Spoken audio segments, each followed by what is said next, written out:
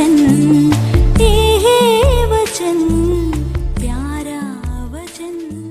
परमेश्वर के धन्य नाम की महिमा हो। प्रभात मनन के सत्र 1275 में आप सभी का बहुत ही विनम्रता के साथ स्वागत करता हूं। आइए आज का मनन के लिए हम पढ़ते हैं पहला तीमुथियुस अध्याय 1 पद 19। और विश्वास और उस अच्छे विवेक को थामे रह, जिसे दूर करने के कारण कितनों का विश्वास रूपी जहाज डूब गया। हम इस बात पर मनन कर रहे थे कि प्रभु की सेवा हो यो आत्मिक जीवन अनुशासन के साथ करने का कार्य है। हम ये भी मनन किए थे कि हम जो भी सेवा करते हैं उन सेवाओं को हमें मिले हुए आत्मिक वरदानों का इस्तेमाल करते हुए हमें करना चाहिए और उसे कलीसिया के प्राचीनों से अनुमति लेकर ही करना चाहिए। दूसरी बात जो हम यहाँ देखते हैं विश्वास है। पढ़ी गई पद में इस्तेमाल किया गया विश्वास के दो पहलू है। आप ये अवश्य जानते होंगे कि विश्वास शब्द का अर्थ भरोसा है। आत्मिक जीवन हो या फिर आत्मिक सेवाएं सफलता प्राप्त करने के लिए हमें प्रभु पर भरोसा करते हुए ही उसे निभाने हैं। याकूब इस प्रकार कहता है, संदेह करने वाला समुद्र की लहर के समान है, जो हवा से बहती और उछलती है। ऐसा मनुष्य ये ना समझे कि मुझे प्रभु से कुछ मिलेगा। याकूब 1 पद 6 और 7। मसीह जीवन हो या फिर सेवा सफल तरीके से निभाने हेतु हमें प्रभु पर भरोसा करते हुए उसे करना अनिवार्य है। परंतु यहाँ एक सवाल है कि हम क्या विश्वास करें। कुछ लोगों का कहना है कि ये विश्वास करो कि जो हम प्रार्थना में मांगते हैं, विश्वास करो कि वो प्रभु देगा ही। ये प्रस्ताव भागिक रूप में सही भी है और भागिक रूप में गलत भी है। क्यों? भागिक रूप में ये सच इसलिए है कि हम जो भी मांगते हैं उसे देने की क्षमता प्रभु के पास है। इस पर कोई शक और संदेह नहीं है। कुछ भी कर देने का उसकी क्षमता प्रभु में है। भागिक रूप में गलत इसलिए है क्योंकि हम जो भी मांगते हैं वे सब प्रभु हमें देता नहीं है। यद्यपि प्रभु में क्षमता हो, हम जो भी मांगते हैं प्रभु देता नहीं है। बाइबल में इसका कई उदाहरण हम देखते हैं। दूसरा कुरिन्थी अध्याय 12 7 से 9 तक के पदों में हम देखते हैं कि पौलुस उस कांटा को, संभवतः उस बीमारी को जो उनके शरीर में था, हटने के लिए 3 बार प्रार्थना की, परंतु प्रभु ने उनकी प्रार्थना का उत्तर नहीं दिया, चंगाई नहीं दी, परंतु उनको उसे झेलने का अनुग्रह दिया। इसका मतलब हमारा विश्वास ये नहीं होना चाहिए कि हम कुछ भी मांगे वे सब प्रभु हमें देगा। वास्तविक और वचनानुसार का विश्वास प्रभु के परमाधिकार का अंगीकार करना है। The real and scripturally right faith is accepting the sovereignty of the Lord.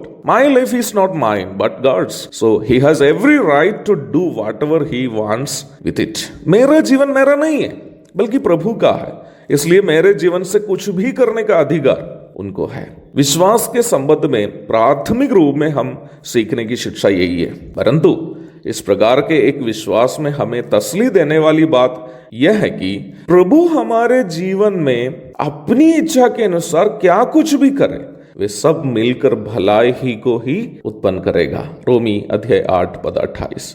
अवश्य हमें मालूम होना चाहिए कि प्रभु हमारे जीवन में जो भी करे उसे केवल और केवल उससे भलाई ही होगी। अब विश्वास के दूसरे पहलू पर मैं आपसे कुछ बातें कहना चाहता हूं। हम विश्वास कर सकते हैं कि हम जो भी मांगते हैं उसे प्रभु अवश्य पूरा करेगा। यूहन्ना 14:14 में हम इस प्रकार देखते हैं, यदि तुम मेरे नाम से कुछ मांगोगे तो मैं उसे करूंगा। बड़ी खुशी हुई होगी ना आपको, कुछ भी मांगो मिल जाएगा। कि इसका मतलब यह है कि हम कुछ भी मांगे प्रभु हमारे लिए करके देगा? जी हाँ, कुछ भी मांगे प्रभु अवश्य करेगा, लेकिन क्या मांगना है वो 13वीं पद में लिखा हुआ है, जो कुछ तुम मेरे नाम से मांगोगे वही मैं करूंगा कि पुत्र के द्वारा पिता की महिमा हो। इसका मतलब हमारे जीवन से पिता परमेश्वर की महिमा होने हेतु जो भी बातें हम पुत्र प्रभु यीशु मसीह से मांगते हैं वे सब प्रभु अवश्य पूरा करके देगा। इसका मतलब ये भी है कि संसार में सुख विलास में जीवन बिताने के लिए यदि हम प्रभु से मांगते हैं तो प्रभु हमारी प्रार्थना नहीं सुनेगा। याकूब 4:3। तो विश्वास का दूसरा मतलब यह है कि प्रभु की महिमा के लिए यदि हम प्रभु से कुछ भी मांगेंगे प्रभु अवश्य उससे हमारे लिए पूरा करके देगा। मेरा विश्वास का जीवन में हो या फिर सेवकाई में, मैंने इस बात को कई बार अनुभव किया और अभी भी कर रहा। एक उदाहरण मैं बोलना चाहता हूँ। 2019 में कटिहार की कलीसिया के द्वारा हम लोग प्रभु पर भरोसा करते हुए एक यूथ कैंप का आयोजन करने का फैसला किया। ये कटिहार में आयोजित दूसरा यूथ कैंप था। मैंने जब कैंप का एस्टिमेट लिया, लगभग 5 लाख रुपये इस कैंप के लिए न्यूनतम आवश्यकता थी, जबकि मेरे पास नया पैसा उस समय नहीं था। फिर भी प्रभु पर भरोसा करते हुए हम आगे बढ़ गए। 350 लोगों के लिए ये कैंप 4 दिन के लिए आयोजन करने का फैसला किया था। कैंप शुरू होने के लिए मात्र 1 महीना बाकी है।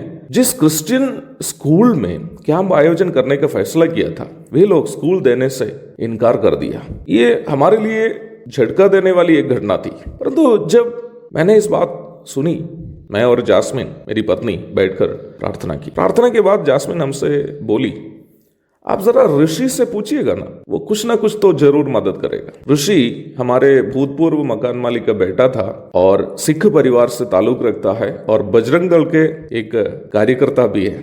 मैंने ऋषि को फोन किया, ऋषि देखो इस तरह की एक आवश्यकता है, क्या तुम्हारे नजर में कोई मकान है?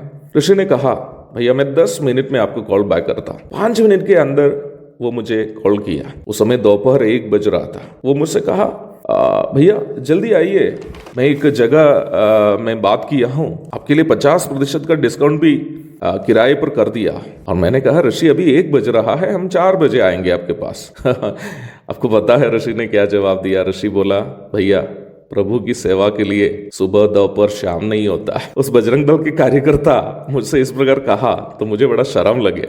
मैं तुरंत ही वहां जाकर मकान को देखा। पूरा वातानुकूलित एक सुविधाजनक मकान देखकर मैं दंग रह गया। इतना अच्छा मकान मेरे इलाका में है, मुझे उस दिन ही पता चला, जिसका किराया प्रतिदिन 1.5 लाख रुपये है। मालिक ने मुझसे कहा कि वो हमको 75,000 रुपया प्रतिदिन के किराए पे उस बिल्डिंग देंगे, अर्थात 3 लाख रुपया 4 दिन के लिए किराया केवल। मेरे पास उस समय 3,000 रुपया भी निकालने के लिए नहीं था। मैंने प्रभु पर भरोसा करते हुए उनसे कहा कि मैं मकान ले रहा हूं। इसी बीच एक और घटना हुई।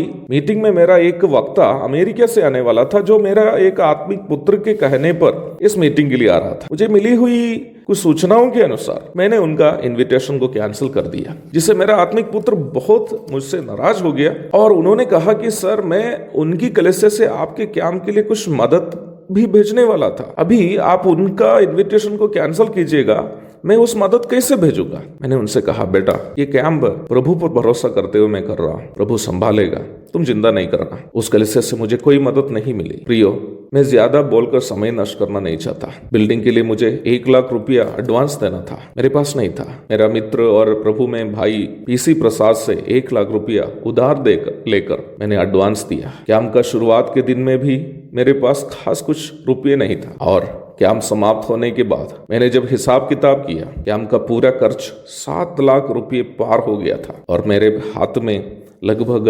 20,000 रुपये बाकी भी रह गया। मेरे प्यारो, आत्मिक जीवन हो या सेवा, सफल होने के लिए हमें विश्वास करना है कि प्रभु की महिमा के लिए हम जो भी मांगते हैं, प्रभु उससे हमारे लिए अवश्य पूरा करके देगा।